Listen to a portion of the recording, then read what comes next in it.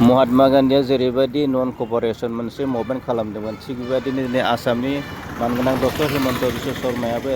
मियाफोरनि सायाव बेबायदिनो मोनसे नन कपारेसन मोनसे मुभमेन्ट बिथाङा जागायदों आन्दलन जागायदों मानोना मियाफोरनो रिक्सा सालायनो होनाङा मियाफोरनो थेला सालायनो होनाङा मियाफोर रिक्सा सालायनायाव गाखोनाङा बेनिफ्राय मियाफोरखौ उजनि अखाङाव माने खामानि होनाङा थिग बेबायदिनो जेरैखि जाया माने मियाफोरखौ माने आसामाव थानो हायै माने मोनसे थासारि खालामनांगौ बे खालामनो थाखाय बिथाङा खावलायदों रायजो राजा नोंथांमोन मानोना बिथाङा खावलायबावदों आसामनि जायफोर मुस्लिम बिरोधिया बिथांमोना नटिफिकेसन थांबाबो गिनो नाङा मानोना आसामाव मियाफोरखौसो एबसेन्ट खालामनाय जागोन मुस्लिमफोरखौ एबसेन्ट खालामनाय जाया बे खोथाखौ बुंदों मानोना बिसोरखौ जोङो रेलाव गारियाव माने बासाव दिखांनानै माने बांलादेशआव फाथायहरनो हाया बिसोरखौ जोङो दिगदार होनांगौ जेरावखि जाया जेरावबो दिगदार होनांगौ माने बिसोरनो रिक्सा सालायनो होनाङा थेला सालायनो होनाङा बिसोरनि थेला रिक्सायाव गाखोनाङा बिसोरखौ माने उजनि अखाङाव बिसोरखौ खामानि होनो नाङा बायदि बायदि माने बिसोरखौ जेरैखि जाया माने थानो हायै मोनसे थासारि खालामनांगौ अब्लासो बिसोरो गाव गावनो बांलादेशआव थांगोन बे बाथ्राखौ बिथाङा बुंदों थ' नोंथांमोना बिथांनि प्रेस मिटनि गेजेरजों बुंनाय बाथ्राखौ नोंथांमोना एसे खोनासंदो সদায় মোৰ টুইটাৰ ফ'ল' কৰিব প্ৰতিদিনাই 20 জন 30 জনক আমি বিতাড়িত কৰোঁ কিন্তু আপুনি লাইন লগাই ৰেলত বহাইতো বাংলাদেশত পঠাই দিব নোৱাৰে গতিকে ইয়াতো অলপ অত্যাচাৰ কৰি থাকিব লাগিব তাতো অত্যাচাৰ কৰিব লাগিব তেতিয়াহে মানুহ নিজে যাবগৈ আমি পঠিয়াই দিয়াতকৈ নিজে যোৱাৰ ব্যৱস্থা এটা কৰিব লাগে এতিয়া 1.5 লাখ বিঘা মাটিত এভিকশ্যন কৰিছোঁ মাটিটো আৰু নাপাব গতিকে অসমৰ পৰা যাব লাগিব গতিকে আন্দোলনৰ যিটো ধাৰণা আৰু মোৰ ধাৰণাটো বেলেগ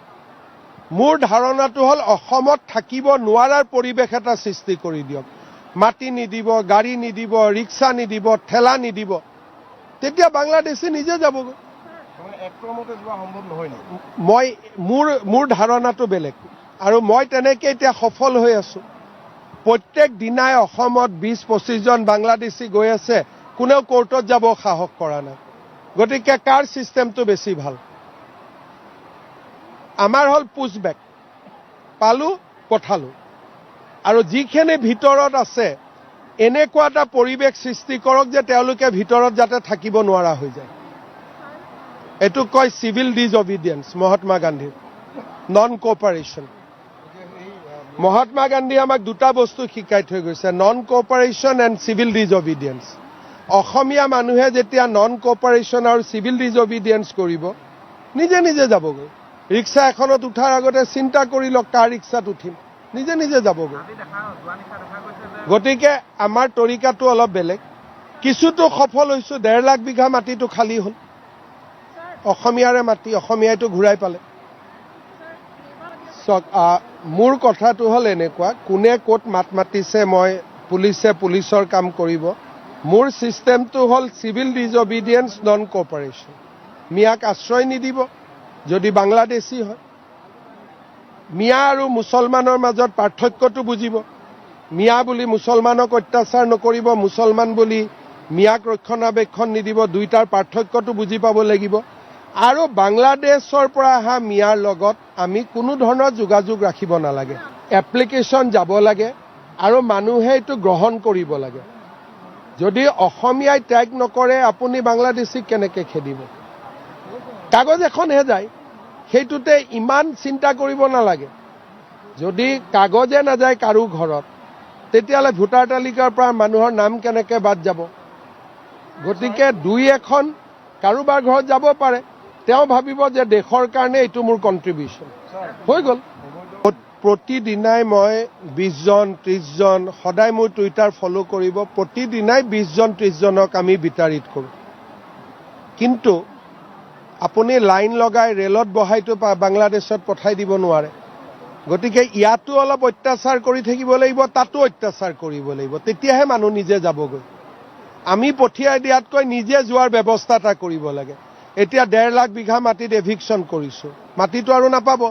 গতিকে অসমৰ পৰা যাব লাগিব গতিকে আন্দোলনৰ যিটো ধাৰণা আৰু মোৰ ধাৰণাটো বেলেগ মোৰ ধাৰণাটো হ'ল অসমত থাকিব নোৱাৰাৰ পৰিৱেশ এটা সৃষ্টি কৰি দিয়ক মাটি নিদিব, গাড়ী নিদিব, ৰিক্সা নিদিব, ঠেলা নিদিব, তেতিয়া বাংলাদেশী নিজে যাবগৈ। একমতে যোৱা সম্ভৱ নহয় নেকি? মই মোৰ ধাৰণাটো বেলেগ, আৰু মই তেনেকৈ এতিয়া সফল হৈ আছো। প্ৰত্যেক দিনাই অসমত 20-25 জন বাংলাদেশী গৈ আছে, কোনেও কোৰ্টত যাব সাহস কৰা নাই। গতিকে কাৰ ছিষ্টেমটো বেছি ভাল? আমাৰ হ'ল পুছবেক, পালো পঠালো, আৰু যিখিনি ভিতৰত আছে এনেকুৱা এটা পৰিৱেশ সৃষ্টি কৰক যে তেওঁলোকে ভিতৰত যাতে থাকিব নোৱাৰা হৈ যায়। এইটো কয় চিভিল ডিজঅবিডিয়েন্স, মহাত্মা গান্ধীৰ নন কোঅপাৰেশ্যন। মহাত্মা গান্ধীয়ে আমাক দুটা বস্তু শিকাই থৈ গৈছে, নন কোঅপাৰেশ্যন এণ্ড চিভিল ডিজঅবিডিয়েন্স।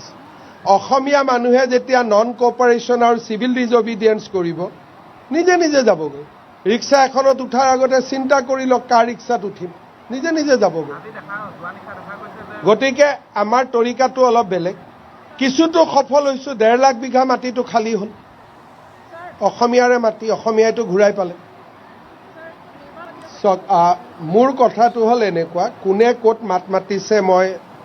পুলিচৰ কাম কৰিব। মোৰ ছিষ্টেমটো হ'ল চিভিল ডিজঅবিডিয়েন্স, নন কোঅপাৰেশ্যন। মিয়াক আশ্ৰয় নিদিব যদি বাংলাদেশী হয়। মিয়া আৰু মুছলমানৰ মাজত পাৰ্থক্যটো বুজিব। মিয়া বুলি মুছলমানক অত্যাচাৰ নকৰিব, মুছলমান বুলি মিয়াক ৰক্ষণাবেক্ষণ নিদিব, দুইটাৰ পাৰ্থক্যটো বুজি পাব লাগিব। আৰু বাংলাদেশৰ পৰা অহা মিয়াৰ লগত আমি কোনো ধৰণৰ যোগাযোগ ৰাখিব নালাগে। এপ্লিকেশ্যন যাব লাগে